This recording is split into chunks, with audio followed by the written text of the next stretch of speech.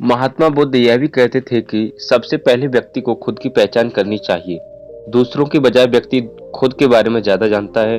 उनका मत था कि बुराई से घृणा करो, बुरे व्यक्ति से नहीं। एक बार की बात है, किसी गांव के पास बहती नदी के किनारे बुद्ध बैठे थे। किनारे पर पत्थरों की भरमार थी, पर छोटी सी वह नदी अपनी तरल धारा के कारण आगे बढ़ती ही जा रही थी।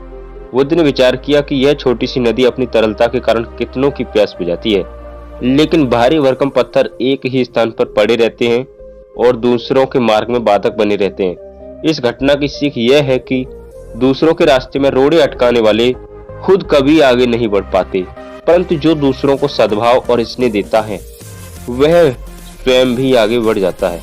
बुद्ध ऐसे ही विचारों में मग्न थे कि तभी उन्होंने ग्रामीणों में एक भीड़ को अपनी ओर आते देखा। बड़ा शोर था और लोग किसी युवती के प्रति अपशब्द बोल रहे थे। तथागत ने देखा कि लोग एक युवती को घसीट कर ला रहे थे और उसको गाली भी दे रहे थे।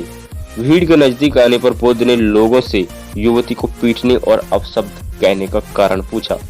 लोगों ने कहा कि यह स्त्री व्यभिचारी है और हमारे समाज का नियम है कि यदि व्यभिचारी स्त्री पकड़ी जाए तो उसे पत्थरों से कुचलकर मार डालना चाहिए।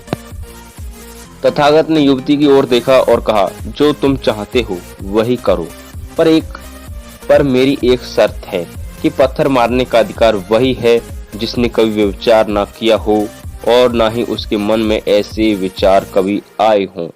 इतना कहकर तथागत शांत हो गए। चारों ओर मौन था। कुछ समय बाद लोगों की भीड़ मन में पश्चाताप का भाव लिए वहां से विदा हो गई। इस घटना से यही सत्य उभरता है कि हम खुद अपने प्रति न्याय कर सकते हैं, दूसरों के प्रति नहीं, क्योंकि हमारी जानकारी दूसरों के विषय में अधूरी है। यदि हम किसी के प्रति न्याय करना चाहते हैं तो उसे ऐसा प्यार और स्नेह मिलना चाहिए कि खुद ही अपने दोषों को स्वीकार कर ले और पुनः ना दोहराने का व्रत ले।